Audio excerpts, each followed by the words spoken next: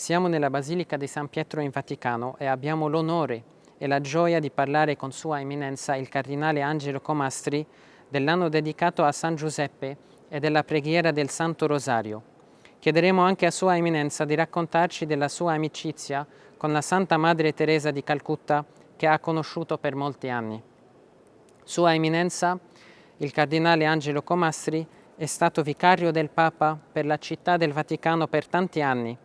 Egli ha più di 115 pubblicazioni e continua il suo preziosissimo servizio alla Chiesa in tanti modi, tra cui la preghiera del Santo Rosario per il mese mariano in questa basilica all'altare di San Giuseppe. Grazie Eminenza per questa intervista.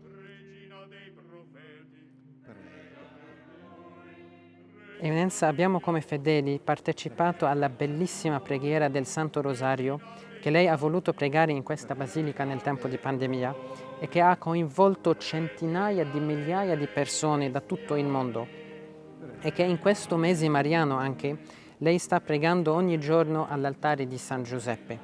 Secondo lei, perché è importante la preghiera del Rosario in questo tempo di pandemia e in questo mese mariano? Il rosario è importante sempre ed è una preghiera semplice, accessibile a tutti e poi non è ripetitiva, come a volte alcuni dicono. Sì, si ripete l'Ave Maria, ma ripetere non vuol dire dire sempre la stessa cosa, perché mentre noi diciamo il rosario, preghiamo anzi il rosario, noi facciamo un percorso nella vita di Gesù, accompagnati da Maria. Partiamo dall'Annunciazione, un momento stupendo. Arriviamo a Maria che va a trovare Elisabetta e mentre va a trovare Elisabetta dal cuore le esce il Magnificat. Arriviamo a Betlemme, rivisitiamo il mistero di Betlemme che diceva Papa Giovanni è una lezione mai imparata e così via fino al Calvario, fino alla risurrezione. Quindi il rosario non è monotono, è il Vangelo meditato, anzi la vita di Gesù meditata ma con una guida meravigliosa, con la guida di Maria. E credo che se nelle famiglie, Maria Teresa adesso mi ispira a lei, se nelle famiglie ritornasse la preghiera del rosario, le famiglie sarebbero salve. E Maria Teresa ricordava sempre la sua famiglia quando pregavano insieme il rosario. E Papa Giovanni XXIII, la prima volta che si è affacciato alla finestra, il 9 novembre 1958, fu la prima domenica, e lui ebbe questa intuizione di dire l'angelo insieme a tutta la gente. Lui disse: questa preghiera l'ho imparata dalla voce della mia mamma. A casa mia la giornata cominciava con l'Angelus intonato dalla mamma e finiva con il rosario intonato da mio padre. D'inverno davanti al focolare, d'estate nell'aia dopo il lavoro dei campi. E com'era bella la mia famiglia, com'era bella la mia casa. Eravamo poveri, la polenta quasi tutti i giorni, ma la mia casa era piena di Dio. Se lo potessero dire tanti figli di oggi, avremmo un mondo diverso. Eminenza, come l'ha aiutato in questo tempo difficile pregare il rosario proprio qui, in Basilica di San Pietro, tra le reliquie e le tombe dei grandi santi sepolti in questa Basilica, San Pietro, Giovanni Paolo II, che lei ha conosciuto e che aveva una grande devozione alla Vergine Maria, e altri santi come Giovanni Crisostomo, Paolo VI, Giovanni XXIII di cui ha parlato. Come l'ha aiutato questa preghiera del rosario in questo tempo difficile? Il rosario è una preghiera stupenda. Facendo riferimento a Giovanni Paolo II, lui è stato un papa, ma come tutti i papi del resto in qualche maniera, ma lui in modo particolare era devoto alla Madonna anche nello stemma. Lo stemma è tutto mariano, c'è una M che è chiaramente riferimento alla Madonna, ma un particolare mi sembra bello ricordarlo. Lui è nato il 18 maggio del 1920. Ho saputo direttamente dal Papa questo particolare.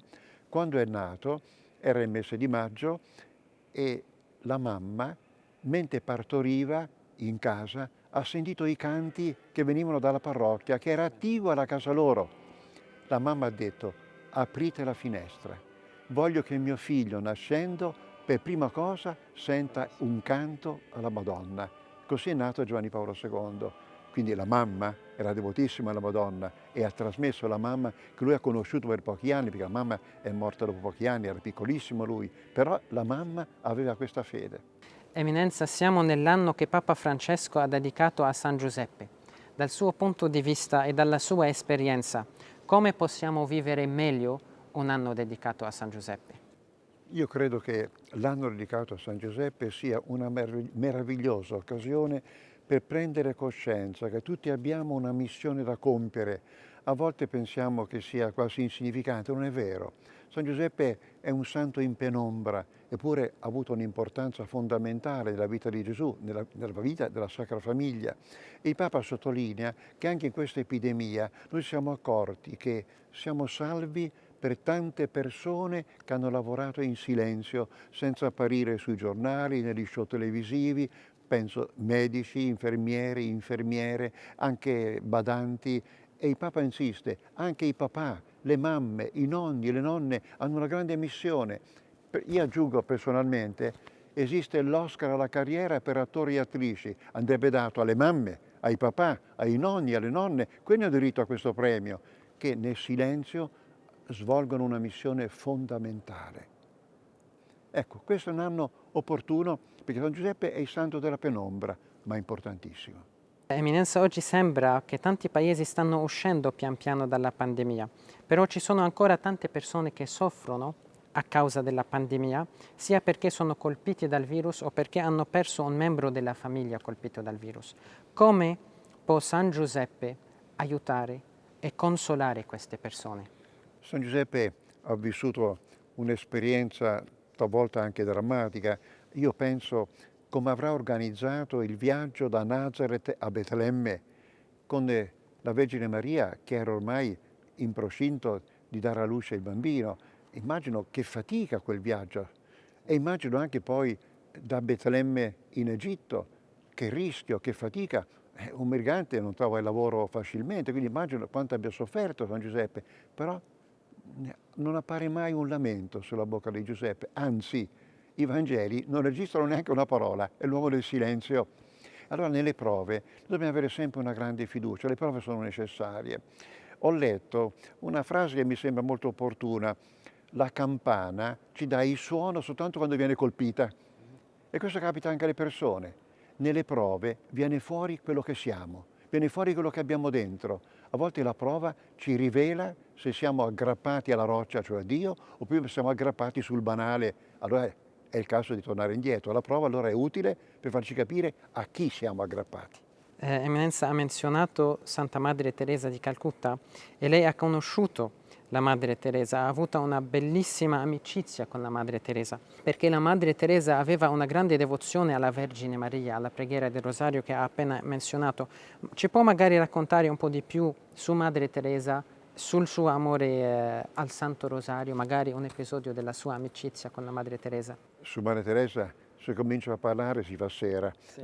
Ho avuto 30 anni di amicizia con Madre Teresa, quindi avrei tanti episodi da dire. Soltanto questo è un dono di Madre Teresa. Quando sono stato operato al cuore, nel 1993 ho avuto un intervento terribile al cuore, che non sapevo come sarebbe andato a finire.